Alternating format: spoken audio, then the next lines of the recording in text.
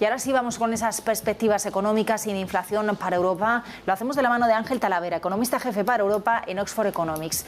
Ángel, muy buenas tardes. ¿Qué tal? Buenas tardes. Bueno, dabas un webinario esta mañana haciendo un poco la radiografía, ¿no?, de cómo está ahora mismo la economía europea. También te centrabas en la economía española.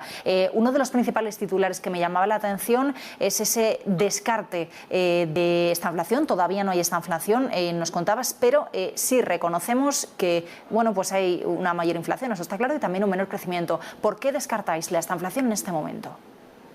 Bueno, no es que la descartemos. Lo que quería decir más bien es que un periodo de esta inflación requeriría, en nuestra visión, un periodo ya considerable, largo, sostenido, de inflación muy alta y de crecimiento o negativo o estancado, como el propio nombre dice. Ahora mismo, a día de hoy, no hemos llegado a esas condiciones. Por lo tanto, no podría catalogar el estado de la economía europea como desinflacionario por esa razón. Obviamente todavía no sabemos qué pueda pasar, podría darse todavía situación, y lo que comentaba hoy también, que lo que está claro es que básicamente la tendencia es negativa. Estamos viendo unas revisiones de previsiones de mayor inflación y de menor crecimiento. Obviamente estamos moviéndonos cada vez un poco más cerca a ese escenario hipotético de esta inflación, pero para poder llamarlo así creo que tendríamos que tener un periodo ya sostenido que tendría que durar varios trimestres o incluso años. Aún así, sí reconocéis un aumento de los riesgos. ¿Qué riesgos estáis identificando principalmente en el momento actual? Bueno, ya son bastante sabidos. Tenemos la guerra en Ucrania, obviamente es el principal factor. Ahora mismo estamos en un estado donde a la espera de ver cómo evoluciona el conflicto. Digamos que no va a peor, tampoco va a mejor, no se ven tampoco visos de grandes resolución a corto plazo. Si la situación fuera peor, en un hipotético donde, sobre todo si Rusia cortara el gas a Europa, ese para nosotros es el factor clave que ya más que probablemente enviaría a Europa a la recesión. Tenemos a China, como también habéis comentado hace un rato, es una economía que ahora con su política de COVID, de control de COVID, está pasando un momento bastante flojo y eso está empezando a exportar cierta debilidad al resto del mundo. Y tenemos también una economía de Estados Unidos que, aunque todavía mantiene una tendencia relativamente fuerte, obviamente empieza a afrontar unas perspectivas de crecimiento cada vez más flojas, una política monetaria cada vez más restrictiva y unos consumidores que cada vez van a tener que empezar a encontrar una manera de sustituir o de tratar el impacto de la inflación en su renta disponible. ¿Qué te parecen hoy los mensajes cada vez más claros que se dan dentro de este contexto de riesgos, pero también de inflación? ¿Qué te parece el comunicado que ha hecho a través del blog del Banco Central Europeo Christine Lagarde, sobre todo viendo esas fechas julio, septiembre, sobre todo septiembre, ¿no?, que quizá era la noticia hoy como fin de los tipos negativos?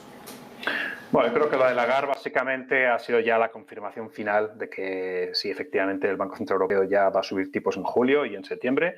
Cada vez ya era más obvio, llevamos unos cuantos meses donde empezaron cada vez la comunicación del Banco Central Europeo ha ido virando cada vez hacia unas posiciones más de lo favorable a los halcones, a subir tipos, y yo creo que ya hoy pues ya básicamente es el sello final a esta confirmación.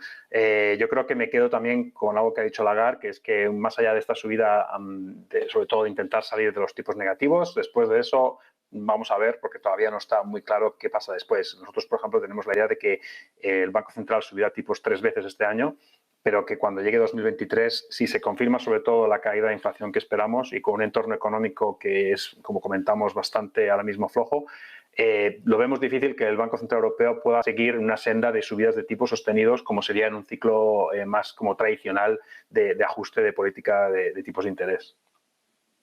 Dentro, por mirar también algunos sectores, dentro de las previsiones, dentro de esas perspectivas o de la foto, ¿no?, que queréis hacer desde Oxford Economics, ¿cómo estás viendo la evolución de los diferentes sectores? ¿Cómo ves las manufacturas? ¿Cómo ves el sector servicios tan importante en Europa? Bueno, hay una clara divergencia ahora mismo entre el sector industrial y de manufacturas y el del sector servicios. El sector industrial viene ya tocado desde hace bastante tiempo por los problemas de las cadenas de suministro, sobre todo, por ejemplo, el sector del automóvil. Lo vimos el año pasado. En Europa fue, pues, la verdad, un año muy difícil para ese sector. Industria en general, teníamos unas perspectivas de este año como un poco el año de la recuperación y cada vez ya realmente pareciera que tenemos que aceptar que no va a ocurrir o que por lo menos va a tardar mucho más de lo que pensamos.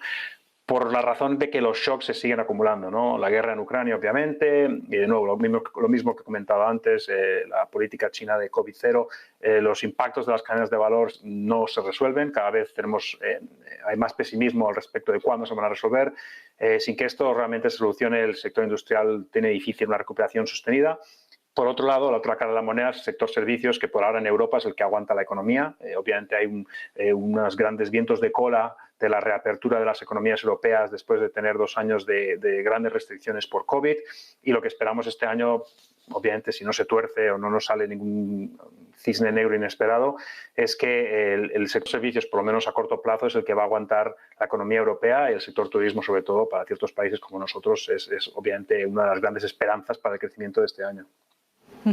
Y respecto al sector exportador, Ángel, porque estamos muy pendientes también en las últimas semanas de la debilidad que está mostrando el euro y de qué consecuencias podría traer eso para las exportaciones europeas, y bueno, también al final muy relacionado con ese contexto de inflación. Sí, el sector exportador, de hecho, ya desde el año pasado ha recuperado de manera muy fuerte. Ya las exportaciones, ya digamos que hace tiempo que retomaron el nivel pre-COVID.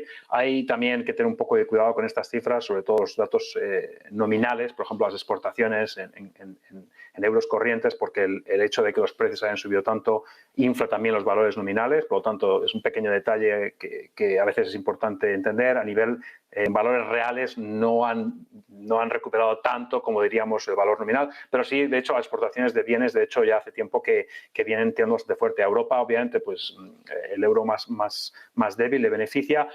Yo tampoco creo que sea el gran factor que realmente domina las exportaciones europeas. Al final, generalmente, lo que más marca las exportaciones es la fortaleza de la demanda de los mercados a los que exportas. El tipo de cambio es una ayuda, pero tampoco creo que sea el gran factor que lo determina, pero qué duda cabe que mientras el euro siga débil, pues será un pequeño añadido que hace que favorezca las exportaciones europeas.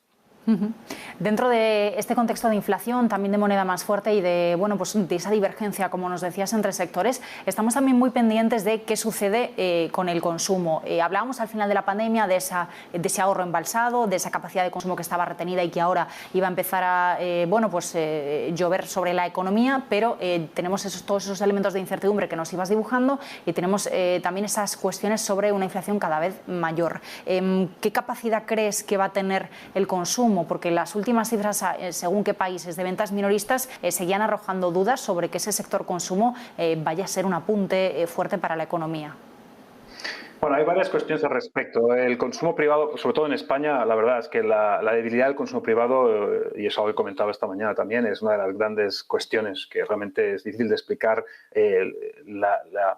lo pobre que ha sido el comportamiento del consumo. Hay ciertas razones, la inflación más alta en España, la renta disponible en España ha recuperado menos que en otros países de Europa, pero a pesar de todo es un poco todavía un puzzle de que el consumo sea tan flojo. El tema del ahorro acumulado es cierto que sigue siendo un poco el gran contrapunto a, por ejemplo, la caída de la renta disponible que se espera para este año, ¿no? Tenemos una inflación que va a ser mucho más alta a los salarios. Esto significa que la renta disponible real de las familias va a caer este año. En una situación normal, digamos, una economía normal, antes de la pandemia y antes de la guerra, una caída de la renta disponible de esa magnitud normalmente sería casi automático de que el consumo caería. El hecho de tener ese ahorro creo que puede ayudar a por lo menos sostener algo el consumo. El consumo, la verdad, no apunta a que vaya a ser un gran año, pero sí creo que al menos crecerá en parte porque hay ese ahorro acumulado. El problema de ese ahorro acumulado es que también hay grandes preguntas al respecto sobre quién lo ha acumulado, los hogares con más renta, que tienen menos disponibilidad, menos propensión a gastar. Hay muchas cuestiones sobre ese ahorro, de cuánto se va a gastar, pero yo sigo pensando de que si no existiera ese ahorro, realmente las perspectivas económicas para este año, sobre todo para el consumo, serían realmente tremendamente pobres. En este contexto, ¿cómo ves las posibilidades de la economía española? Hemos visto varias rebajas de previsiones en los últimos días. De hecho, la semana pasada fue muy llamativo, muy comentado el informe del Banco de España, advirtiendo de que iban a volver a rebajar esas previsiones y de que se retrasaba la recuperación de España a 2023. Pero también veía algunos informes en los últimos días sobre cómo lo que tú apuntabas, ¿no? Quizá sí, entre las preguntas sobre si lo que estamos viendo en España, en esa inflación, en ese consumo, podría ser algo que luego viéramos en otras economías europeas. No sé cómo ves estos debates.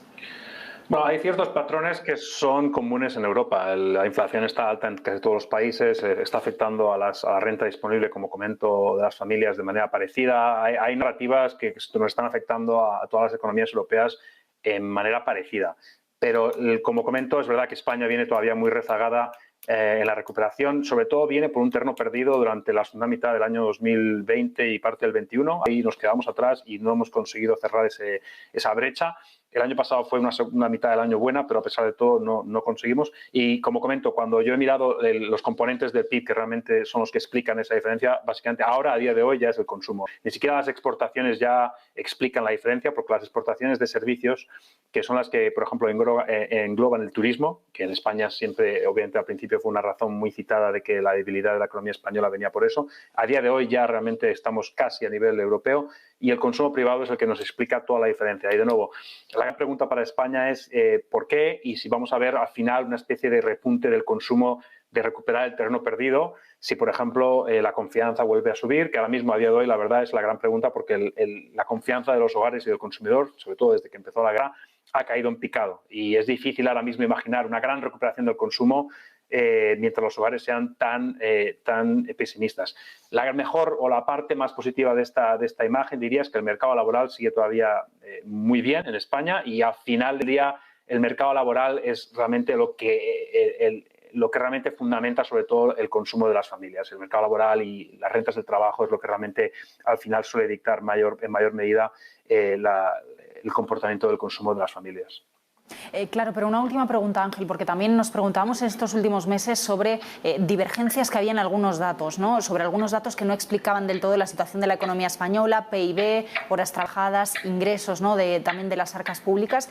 ¿Cómo estás viendo, sobre todo, ¿no? Mirando al mercado laboral, cómo estás viendo esas diferencias que en algunos momentos estos primeros 5 meses del año como que no cuadraban las cifras o no explicaban del todo el comportamiento económico y que vamos a ver si luego se van revisando y termina equilibrándose? Sí, es cierto que llevamos una temporada donde los datos del PIB están siendo algo inconsistentes con otros indicadores que tenemos de crecimiento o de tendencia de la economía española. Como comentas, si juntamos los datos de PIB con los datos de horas trabajadas, esto nos dice el dato de productividad, ¿no? Productividad por hora trabajada.